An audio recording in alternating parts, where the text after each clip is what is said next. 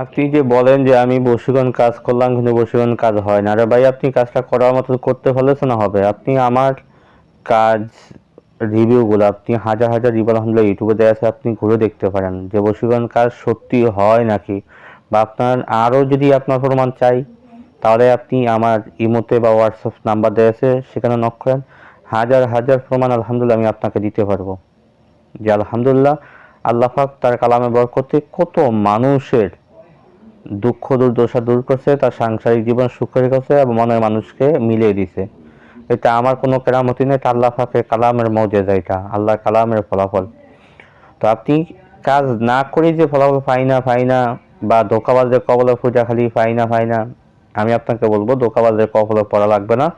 আপনি আল্লাহ পাকের কালাম দিয়ে আপনি পূর্ণ আস্থা বিশ্বাসের সাথে কাজ করেন, ইনশাল্লাহ আপনার কাজের রেজাল্ট 100-100 নিশ্চিত ইনশাল্লাহ। তো মূল আলোচনাতে যাওয়ার আগে বলবো, যারা এখনো ভিডিওতে লাইক দেন না অবশ্যই লাইক দিয়ে রাখেন, যারা চ্যানেলটি সাবস্ক্রাইব করেন অবশ্যই সাবস্ক্রাইব করে বেল বাটন অন করে রাখেন, বন্ধুদের মাঝখানে শেয়ার করতে ভুলবেন না ইনশাআল্লাহ। যারা আমাকে দিয়ে কাজ করতে চান তারা স্ক্রিনে ইমো নাম্বার হোয়াটসঅ্যাপ নাম্বার দেওয়া আছে, আমার সাথে যোগাযোগ করবেন, গ্যারান্টি সহকারে ইনশাআল্লাহ কাজ করে দেওয়া হবে ইনশাআল্লাহ। তো আপনারা আসেন, আজকে যে বশীকরণ কাজটা নিয়ে আমি হাজির হলাম, এটা হচ্ছে আপনার ভালোবাসার মানুষটা সে যদি আপনার সাথে ধোঁকা দেয়, আপনার সাথে কথা না বলে বা আপনার সাথে সম্পর্ক ছিন্ন করে ফেলছে, আপনার সাথে যোগাযোগ করতে চায় না বা আপনার সাথে কথা বলতে চায় না, চাই সে আপনার স্বামী হোক বা স্ত্রী হোক অথবা প্রেমিক হোক প্রেমিকা হোক, যেই হোক না কেন, এই কাজটা প্রত্যেকের জন্য। অথবা আপনি যদি চান যে আপনার শ্বশুর শাশুড়িকে আপনার বাধ্য করতে না বা আপনার কোনো বন্ধুকে আপনার বাধ্য করে না, আপনি কাজটা করেন, ইনশাল্লাহ আজিজ সে যেই হোক না কেন সে আজীবন আপনার গোলাম হয়ে যাবে। সোজা কথা, যদি আপনি আল্লাহর কালামের প্রতি আপনার পূর্ণ আস্থা এবং বিশ্বাস থাকে, এই কথাটাকে আপনি বিশ্বাস করে নিতে পারেন যে যার জন্য করবেন সে সারা জীবন আপনার গোলাম হয়ে থাকবে ইনশাল্লাহ। তো আসেন, কাজটা আপনি কিভাবে করবেন। এই কাজটি করার জন্য আপনাকে সর্বপ্রথমে এরকম একটা কলম সংগ্রহ করতে হবে আপনার। আর অরিজিনাল যে মেশকো জাফরান কালি পাওয়া যায়, অরিজিনাল মেশকো জাফরান কুমকুম গোলাপ জল, এই 5 পদের দ্রব্য একত্র করে একটা কালি বানাবেন আপনি। কালি বানিয়ে আমি স্ক্রিনে ছোট্ট নকশা দিয়ে দিব, এই নকশাটা আপনি অঙ্কন করতে হবে। নকশা অঙ্কন করার আগে আপনাকে কমপক্ষে 101 বার দুরূদ শরীফ পাঠ করে নেবেন। 101 বার দুরূদ শরীফ পাঠ করে নিয়ে আপনি সাদা কাপড়ের উপরে, অর্থাৎ সাদা কাপড়, কাফানের কাপড়ের উপরে আপনি নতুন কাপড়, এটা কোনো পুরাতন না, নতুন একটা কাপড় আপনি বাজার থেকে কতটুকু কাপড় আপনি নিয়ে আসেন, সাদা কাপড়। যদি কাফানের কাপড় আনতে না পারেন অন্য যে কোনো সাদা কাপড় হইলে হবে। আপনি সাদা কাপড়ের উপরে মেশকো জাফরান কালি দিয়ে নকশাটা আমি স্ক্রিনে দিয়ে দিব ইনশাল্লাহ। অবশ্যই সম্পূর্ণ ভিডিও দেখলে আপনি ইনশাল্লাহ নকশাটা পেয়ে যাবেন। এই নকশাটা আপনি সুন্দরভাবে অঙ্কন করেন। অঙ্কন করার পরে আপনার কাজ হয়েছে সূরা ইখলাস, কুল হুয়াল্লাহু সূরা।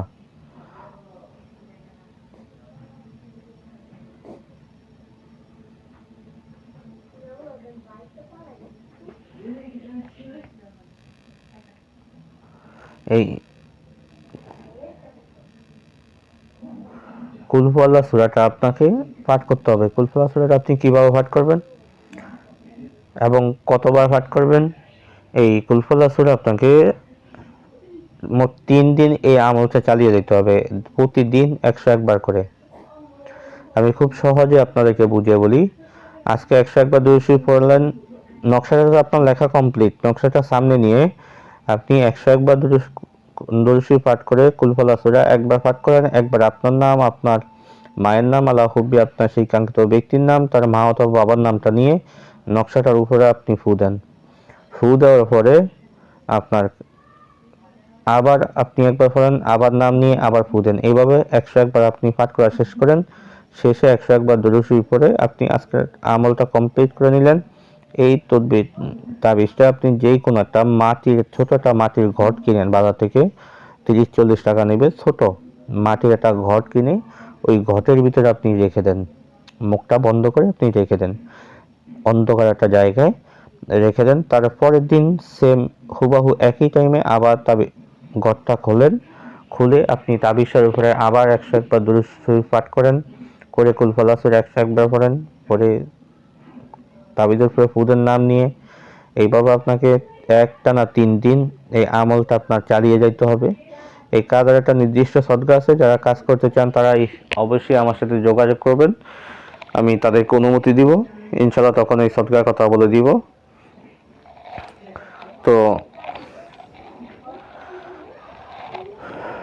যখন আপনার 3 দিন যখন আপনার আমলটা কমপ্লিট হয়ে যাবে, 3 দিনের আমল যখন কমপ্লিট 3 দিনের আমল যখন আপনার কমপ্লিট হয়ে যাবে, তখন আপনার কাজ হয়েছে আপনি বলবেন দোহাই আল আবিয়াদ, দোহাই আল আহমাদ, দোহাই শামসুল, দোহাই জবা, দোহাই বরকান, দোহাই মাইমুন, এই নামগুলো 7 বার পাঠ করবেন।